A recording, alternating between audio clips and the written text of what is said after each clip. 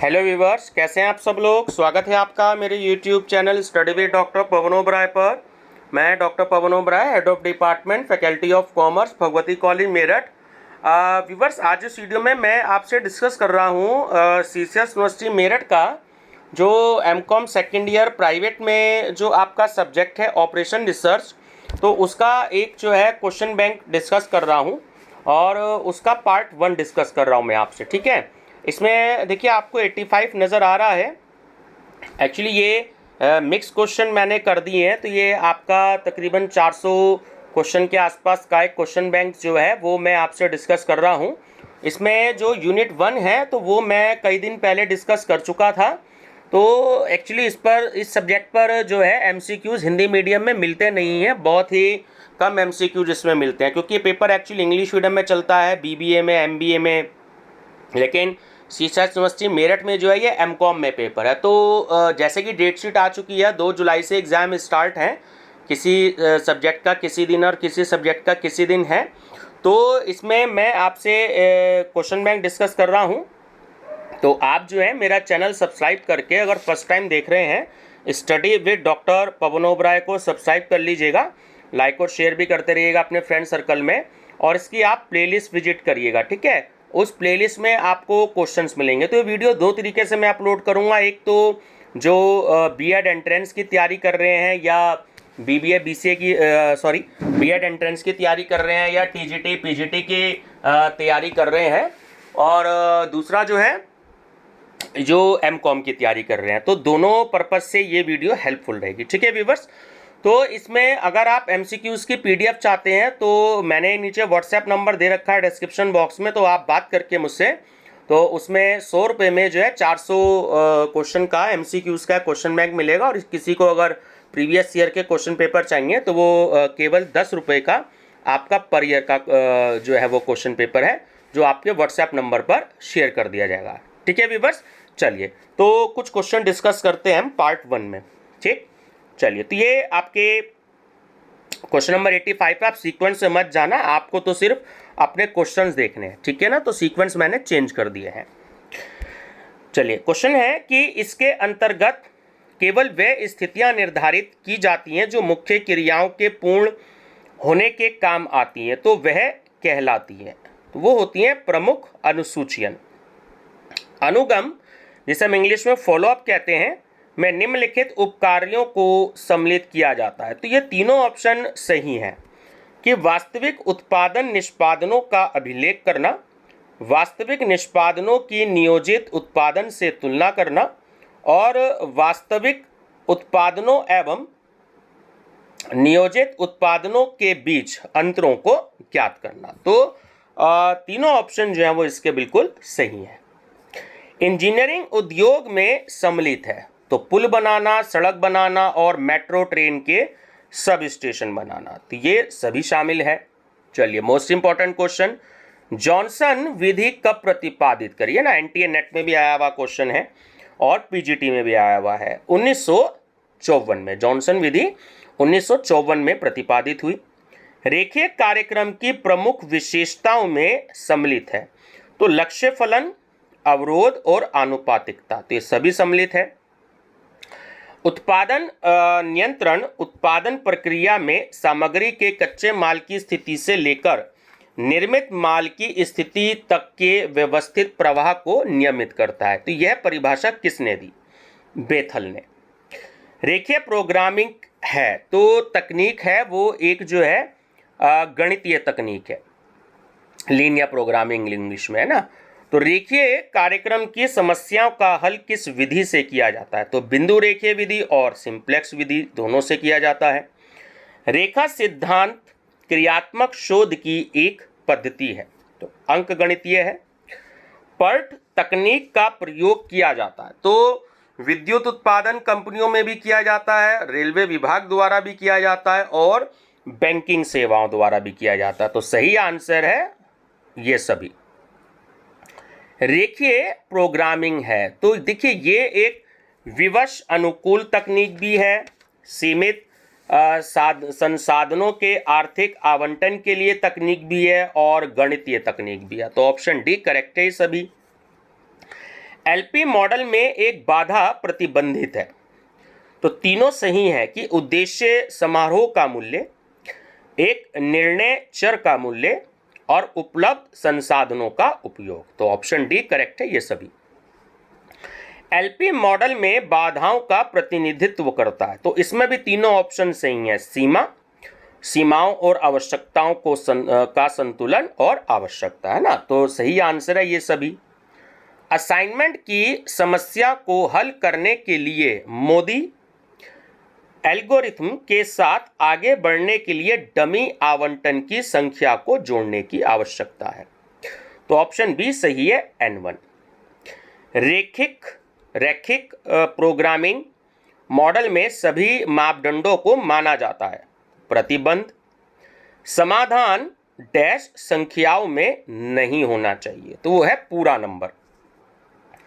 LPP यानी linear programming, ठीक है, को हल करने के लिए ग्राफिक विधि लागू की जा सकती है जब केवल चर होते हैं। तो केवल दो चर को इंग्लिश में वेरिएबल बोलते हैं। प्रकृति की विचरणता स्वाभाविक है, अतः सभी निर्मित उत्पादनों में भी यह होती है। तो यह परिभाषा किसने दी है? तो यह दी है प्रोफेसर काउडेन ने। किस विधि के अंतर्गत इकाइयों का निरीक्षण 100% न करके यादृच्छिक आधार पर किया जाता है, यानी रैंडम बेस पर किया जाता है? तो वो है न्यायदर्श निरीक्षण विधि। किसी समस्या के विश्लेषण के लिए निर्णय लेने वाले को अध्ययन करना चाहिए। तो इसके गुणात्मक पहलू पर भी और इसके मात्रात्मक पहलू पर। तो सही आंसर है ए और बी दोनों। डैश एक मॉडल है, तो यथार्थ का एक सार, एक आदर्शीकरण और एक अंदाज, है ना। तो ये सभी एक मॉडल है। यदि एक गैर बेमानी बाधा एलपी समस्या से हटा दी जाती है तो ऑप्शन ए व्यवहार्य क्षेत्र बड़ा हो जाएगा। ग्राहक व्यवहार जिसमें ग्राहक एक कतार से दूसरे चैनल में एक से अधिक चैनल स्थिति में चलता है, तो हम कहते हैं लामबंदी। एलपी मॉडल में एक बाधा बेमानी हो जाती है, क्योंकि देखिए तीनों ऑप्शन जो है इसमें से आंसर इसका नहीं है कि दो आइसोप्रोपेट लाइन एक दूसरे के समानांतर हो सकती हैं और समाधान अविवेक है और यह बाधा समाधान के मूल्यों से संतुष्ट नहीं है। तो सही आंसर है इनमें से कोई नहीं। यदि दो बाधाएं ग्राफ के सकारात्मक चतुर्थांश में अंतर नहीं करती हैं तो समस्या अचूक है। एलपी समस्या का समाधान स्थानीय क्षेत्र के कारण अबाधित है। तो दोनों ऑप्शन ठीक है कि एलपी मॉडल का एक गलत सूत्रीकरण और उद्देश्य समारोह अबाधित है, ठीक है। तो इसमें सही आंसर है जो हाईलाइट नहीं हुआ है, तो वो दोनों आंसर है ना, ऑप्शन नंबर सी, ए और बी दोनों। एलपी मॉडल को ग्राफिक रूप से हल करते समय बाधाओं से घिरा क्षेत्र कहा जाता है, तो वो होता है संभाव्य क्षेत्र। डैश विधि कृत्रिम चरों को शामिल करते हुए रैखिक प्रोग्रामिंग समस्या को हल करने का एक वैकल्पिक तरीका है, तो वह है बिग एम विधि। सर्वर उपयोग कारक को डैश के रूप में भी जाना जाता है, तो होता है यातायात की तीव्रता। एक रैखिक प्रोग्रामिंग समस्या में डैश इष्टतम समाधान है, तो वो होता है एक के अधिक। संचालन अनुसंधान समस्याओं को सही डैश नहीं दे सकता, तो वो होता है जवाब भी और समाधान भी। तो ऑप्शन सी सही है ना, ए और बी दोनों। संचालन अनुसंधान अध्ययन में आमतौर पर कितने चरण शामिल होते हैं? तो 3 चरण शामिल होते हैं।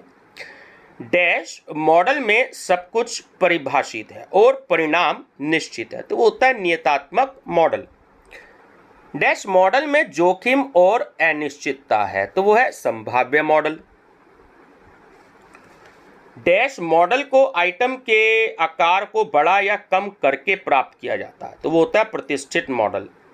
संचालन अनुसंधान एक समस्या का सबसे अच्छा और डैश समाधान खोजने का प्रयास करता है, तो होता है अनुकूलतम, है ना, जिसे हम इंग्लिश में कहते हैं ऑप्टिमम।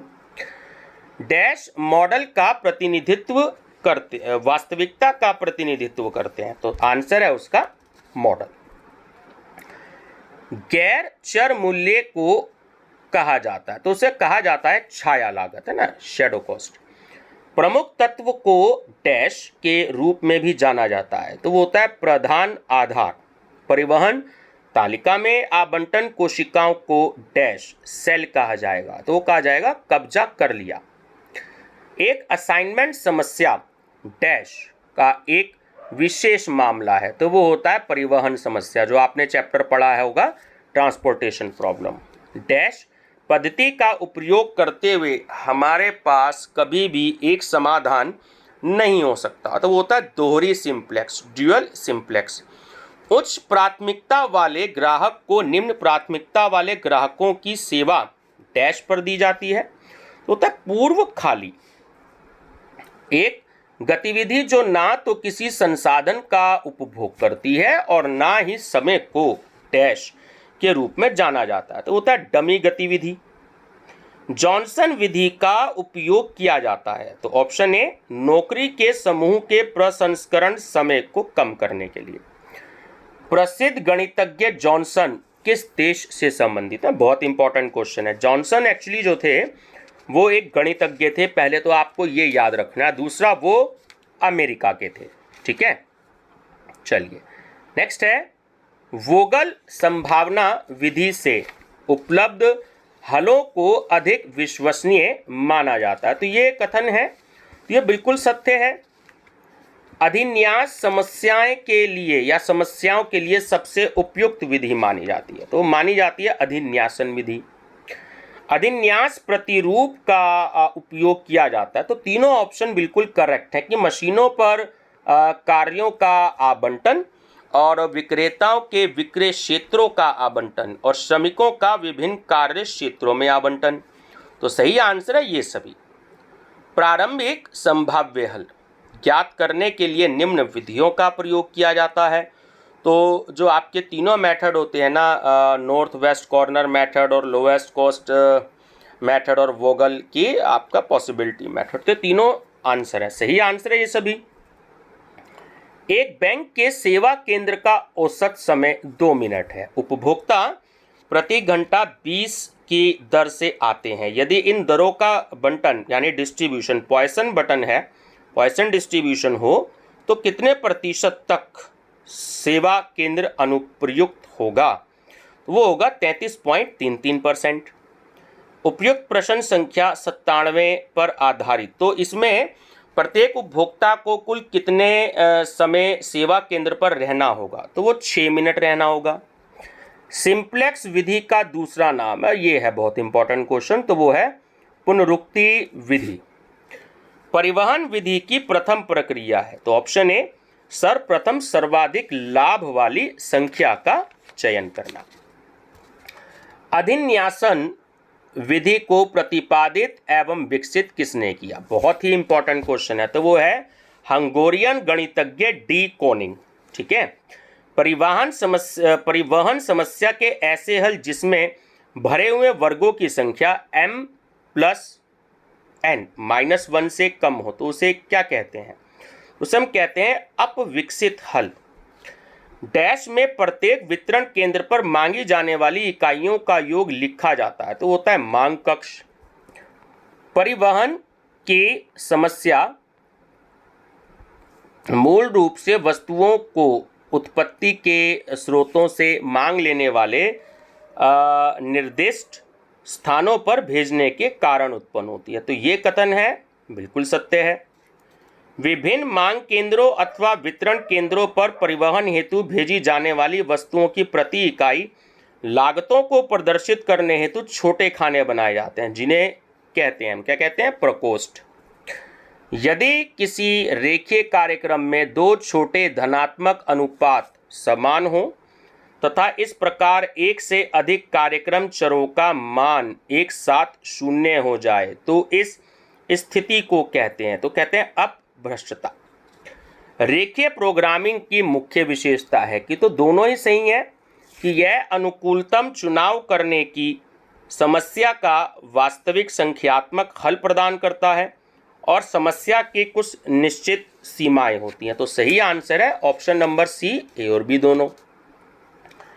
तंत्र चित्र के निर्माण के पश्चात पर्ट और सीपीएम विश्लेषण में दूसरी अवस्था है, तो वो होती है अनुसूचीयन की।